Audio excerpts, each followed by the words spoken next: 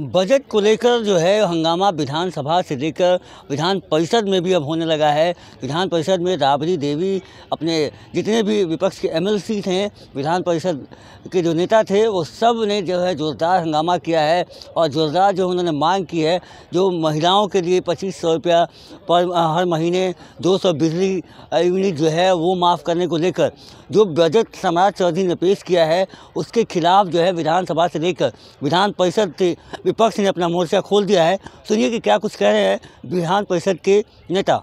आप जानते हैं आदरणीय तेजस्वी प्रसाद यादव जी नेता प्रतिपक्ष ने यह ऐलान किए थे कि जिसकी जितनी संख्या भारी उसको उतनी मिलेगी हिस्सेदारी, और उसी के तहत जातिगत जनगणना में 75% आरक्षण दे करके उन्होंने कहे 9वीं अनुसूची में शामिल करने के लिए, लेकिन यह बेईमान सरकार अभी तक नहीं कर रही है। देखिए 65 जिसकी जितनी हिस्सेदारी उसकी, जिसकी जितनी संख्या भारी उसकी उतनी हिस्सेदारी। 65% आरक्षण SC ST पिछड़ा अति पिछड़ा को देना होगा।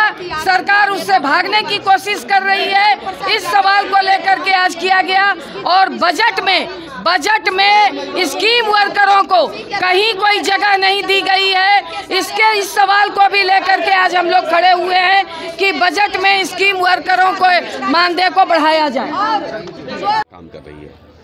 हम ये कहना चाह रहे हैं कि आखिर आरक्षण जो नेता प्रतिपक्ष तेजस्वी जी जब डिप्टी CM थे उस समय देने का काम किया था 65%, उसको आपने क्यों घटाया? हमारे नेता बार बार कहते थे कि लोकसभा चुनाव के बाद ये लोग उसको छीन लिया। क्यों जिसकी जितनी आबादी उसकी उतनी हिस्सेदारी आप नहीं दे रहे हैं? आप लोगों को गुमराह क्यों कर रहे हैं? आरक्षण दो, 200 यूनिट बिजली फ्री दो। हमारे माई बहन को जो है आप 2500 रुपया दो, क्यों नहीं दोगे आप? सवाल ये है कि हमारे विकलांग को आप क्यों जो है वृद्धा पेंशन और विकलांग पेंशन क्यों नहीं बढ़ा रहे हो?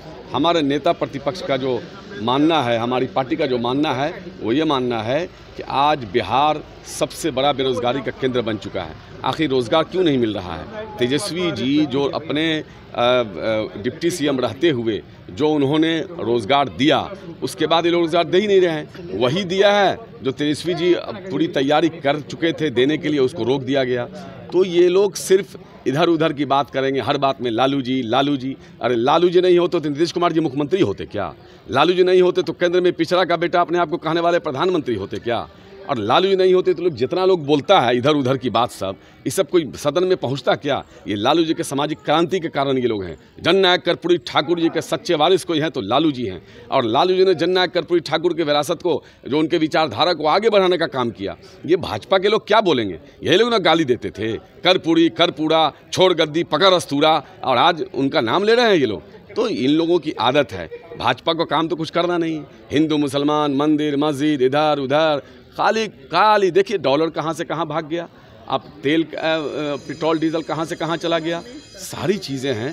तो बिहार देख रहा है, बिहार इनको बढ़िया से जवाब देगा। सरकार कह रही है कि 3 लाख करोड़ के बजट का समझ आपको नहीं है, आपकी पार्टी को नहीं है, तेजस्वी जी को नहीं है। अच्छा ठीक है, अगर समझ नहीं होती तो ये कहते थे कि कहाँ से देगा? अपने बाप के घर से देगा? कहाँ से पैसा लाएगा? कहाँ से रोजगार होगा? किसको समझ थी?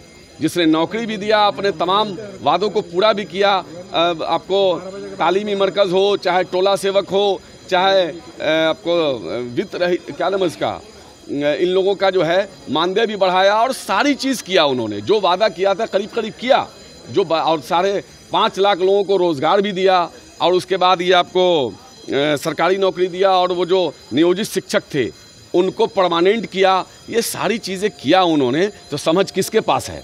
जिसके पास समझ थी उसने काम कर दिया, और जिसके पास समझ नहीं थी उसने कहा कि कहाँ से लाएगा। अगर बजट की समझ होती तो ये बात बोलते क्या, कहाँ से लाएगा? ये तो तेजस्वी जी की बताई हुई समझ है। तो आपने सुना कि जिस तरीके से जो मांग है वो अब तेज़ हो गई है, और जो बजट है उसको एक झुंझुना और लॉलीपॉप ही बताया जा रहा है। और ये बजट सत्र जो है काफ़ी हंगामेदार रहना है। तो बने रहिएगा पेश जगन के साथ। धन्यवाद।